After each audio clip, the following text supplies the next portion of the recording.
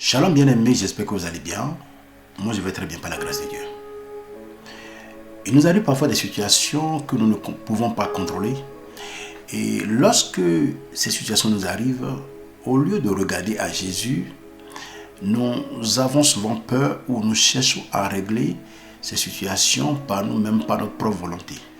Qu'est-ce que nous devons faire? Nous devons regarder à celui qui a déjà payé le prix à la croix pour nous, celui qui a payé le prix pour toi et pour moi, bien-aimé. Jésus n'a jamais dit que ce serait facile, mais il nous a fait une promesse. Il dit: je serai avec vous jusqu'à la fin du monde. Les problèmes ne manqueront jamais dans la vie du croyant en Christ. Bien-aimé, toi qui me suis, si tu me dis que tu n'as jamais connu de problème, alors je vais te poser réellement la question: est-ce que tu as reçu Jésus-Christ? Parce que c'est dans les moments de difficulté que tu dois démontrer la puissance de Dieu. Dans les moments difficiles que tu dois vraiment démontrer la puissance de ton Père, l'éternel Dieu. Alléluia. Le thème de mon message est intitulé aujourd'hui « Paix au milieu de la tempête ». Je ne sais pas ce que tu traverses en ce moment. Mais peu importe ce que tu traverses, ça ne dépasse pas le nom de Jésus-Christ. Peu importe les problèmes auxquels tu es confronté, je vais juste t'inviter à avoir la foi en Christ. Parce que si tu as foi en lui, il n'y a rien qui surpasse Christ. Notre texte de base se trouve dans l'évangile de Marc chapitre 4, à partir du verset 35. Ce même jour, sur le soir, Jésus leur dit: passons à l'autre bord. Après avoir renvoyé la foule, il l'emmenait dans la barque où il se trouvait. Il y avait aussi d'autres barques avec lui. Il s'éleva un grand tourbillon et les flots se jetaient dans la barque au point qu'elle se remplissait déjà. Et lui, il dormait à la poupe sur le coussin. Il le réveillait et lui dit: Maître, ne t'inquiètes-tu pas de ce que nous périssons? S'étant réveillé, il menaça le vent et dit à la mer: Silence, tais-toi. Et le vent cessa. Il y eut un grand calme. Puis il leur dit: pourquoi avez-vous ainsi peur? Comment n'avez-vous point de foi? Il fut saisi d'une grande frayeur et il se dit les uns aux autres: quel est donc celui-ci à qui obéissent même le vent et la mer? Écoute-moi bien, bien-aimé.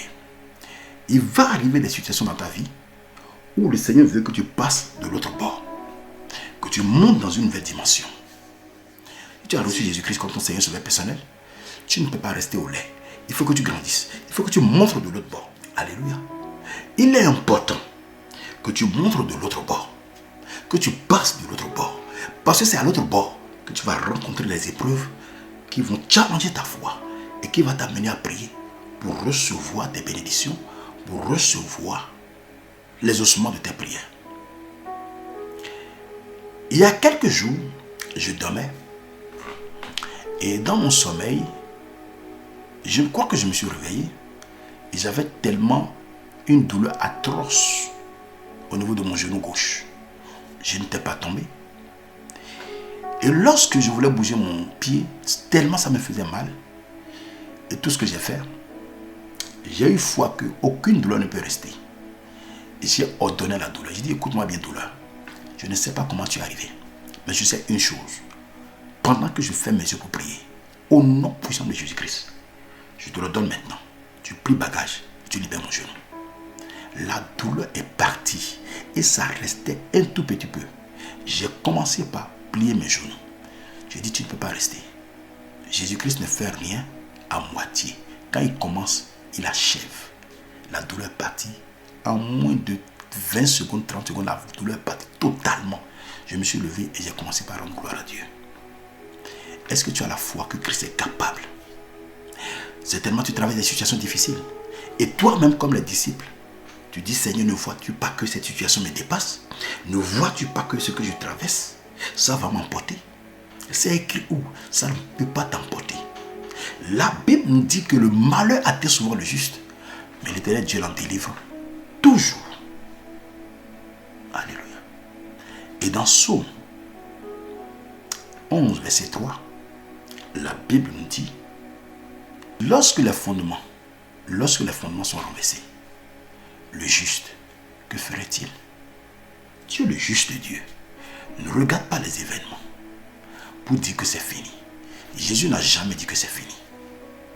Il te demande de prier avec foi.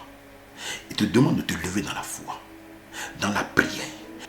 Une prière fervente. Alléluia. De prier par rapport à la situation. Ne dis pas à Dieu, regarde ma situation. Les disciples disent, ne vois-tu pas que nous périssons? Et Christ s'est levé. Il a fait taire la mer.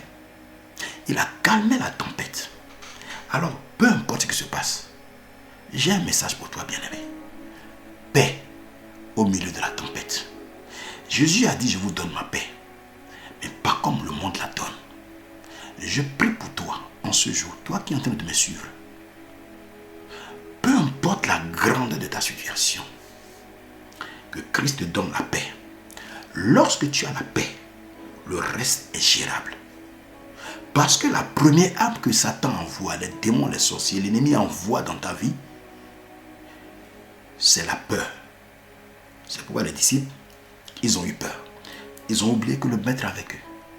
Jésus dormait tranquillement.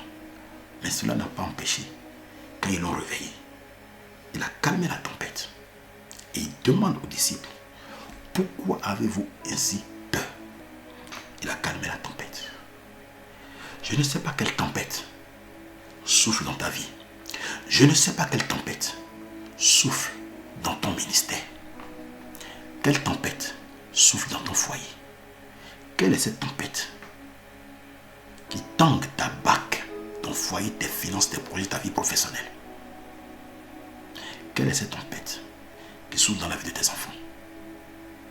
Dans ton ministère, dans ta vie de prière? Je prie pour toi ce soir, au nom puissant de Jésus-Christ. Peu importe l'heure à laquelle tu es en train de suivre ce message, je prie pour toi que la main de Dieu puisse te faire sortir de toute tempête au nom puissant de Jésus-Christ. Reçois la paix de Christ au milieu de cette tempête. Parce que si tu n'as pas la paix de Christ, tu vas chercher à gérer les choses par toi-même. Et on sait quand l'homme a peur, l'homme cherche les solutions de tous les bords, de tous les côtés. Or, si tu as la paix, tu vas te calmer et tu sauras comment faire, comment tu vas procéder, comment tu vas prier. Que tout ce qui est peur, tout ce qui est doute raisonnable, libère ta vie maintenant. Le doute cède la place à la foi. En le nom puissant de Jésus-Christ. Et que la peur cède la place à la paix de Christ. Afin que tu te lèves dans la prière. Laisse-moi te dire ceci. Personne ne ferait mieux que toi.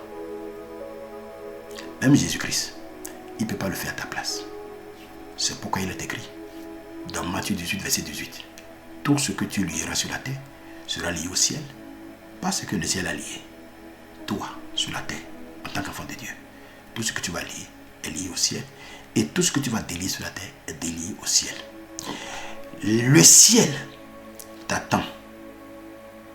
Le ciel t'attend pour réagir. Le ciel n'agit pas, mais le ciel réagit en fonction de nos demandes. Que Dieu te bénisse. Paix au milieu de la tempête. Excellente journée à toi. Et à bientôt.